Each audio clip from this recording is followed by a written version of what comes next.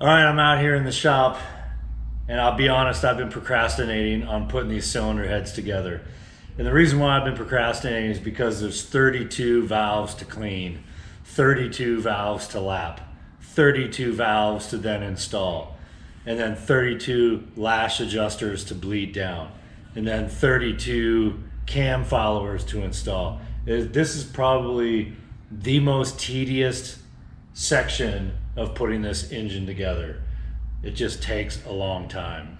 Okay, so the way I'm going to tackle this is I'm going to do 2 exhaust valves at a time, and then once I get all the exhaust valves done, I'll switch over and do the intake valves, and then I'll do another set of the other head. But I'm going to clean the 2 valves, and then I'm going to lap the 2, then I'm going to install the 2 valves, and then I'll just work my way down. First I'm going to clean these on a wire wheel. Got my iPro. And the area that I'm going to clean is I'm going to focus on this area right in here. There's a little bit of carbon buildup on there, and on the outside right here.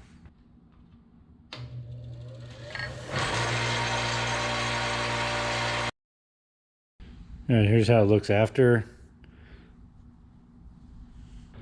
And now that I got my valve cleaned up, I can make sure that it slides into the valve guide nice and smoothly. If not, gonna want to file this down. When I come across one that I need to file, I'll show you how I do that. I got this big old file. Makes quick work of it. Most of the time it's going to be on where these grooves are, or maybe up here on the tip of it, but most of the time it's these grooves right here.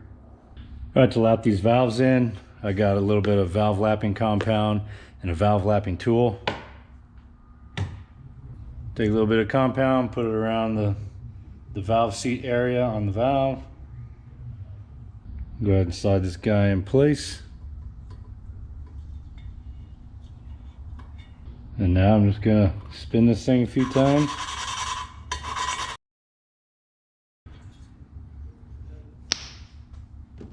All right, once I got that done, I should have a nice little gray dull line around where the valve seat contacts the valve, as well as on the valve seat itself.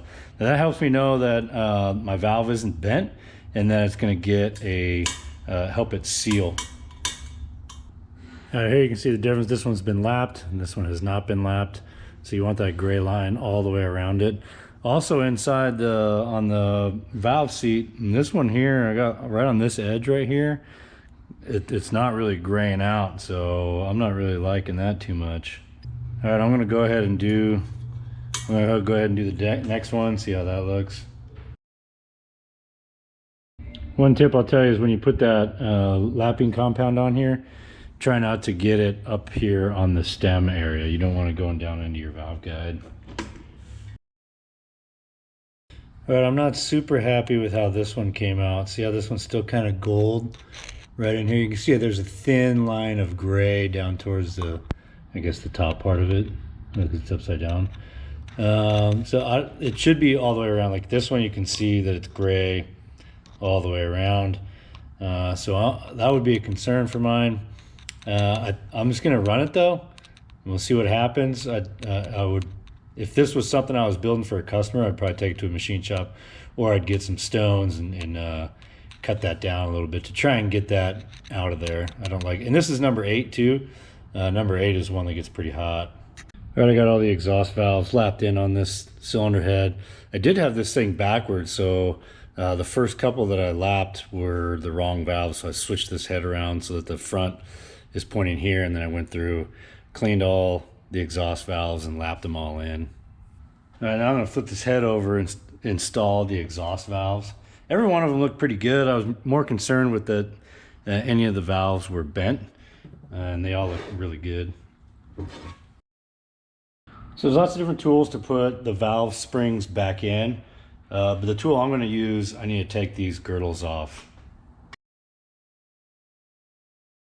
All right, so this is the tool that I prefer to use to install the valve springs. This is a Euro Export. They make one of these for the 2 valve, and they make one for the 4 valve. This one's obviously for the 4 valve. And the way this thing works is you attach it down where the girdle would go, and then you use these screws to install. I'll show you, I'll get it all set up. All right, so I got my tool bolted on. You don't have to put this thing, like, you don't have to torque it down or anything, just, you know, kind of snug it. So now I'm gonna slide my first valve up in there. Before I put my first valve in there, I'm gonna put some oil on the stem of this thing.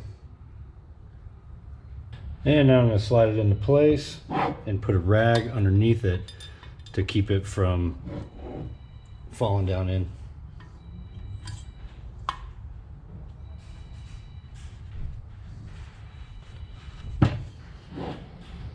I am going to be replacing the valve seals. I got Fel-Pro SS7288.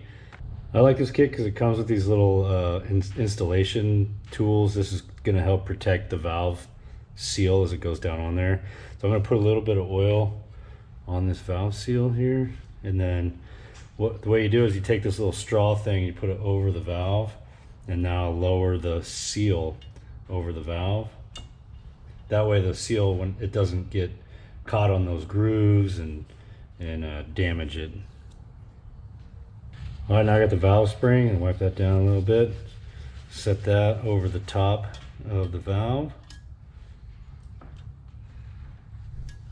All right, I don't think I can get these in there with my hands, but with the spring held down, it's really easy. I'm going to use this little needle nose to set these in place.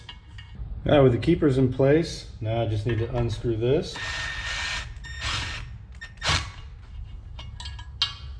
And that valve is in there. So now I'm just going to work my way down the line and put all my exhaust valves in.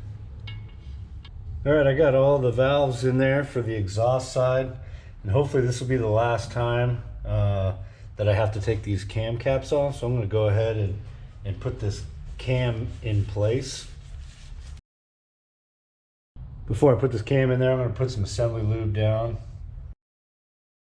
All right, that spins pretty good. I'm going to put some lube across the top of this thing before I put the caps back down.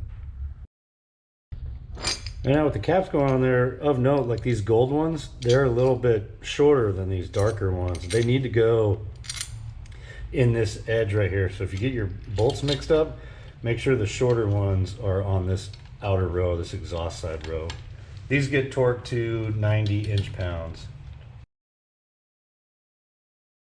All right, I got the cam caps all bolted down. This thing rotates pretty easy. That's good. So now I'm going to go ahead and do the exact same procedure for the intake valves on this side. All right, so I'm done with the intake valves. I lapped them all in. They all look good. No indications of being bent or anything. And the valve seats all look good too. Usually the intake isn't my biggest concern. It's the exhaust valves. Those are the ones that see the most abuse because all the heat from the exhaust. All right, here's the top side all assembled. Went together well, no issues. And here's a look at the bottom side. Went together, like I said, really easy. This tool makes it really easy. I think they still make them. It was kind of expensive, but to me it's worth it. It holds everything in place while I'm getting my keepers in there where it needs to go. And then lapping the valves, that takes a little bit of time, but it's not very much. This is like lapping compounds, like maybe 10 bucks. This thing's maybe 15 bucks or something like that. And it's just gonna help your heads kind of seal up a little better. So I got one done. I'm gonna finish this one off camera. I'm waiting on some oiling parts for the short block so I can put that on there because I don't want to be spinning that thing around with these two heads on there. But that'll be for next week. Thanks for watching. Let me know if you have any questions or comments down below.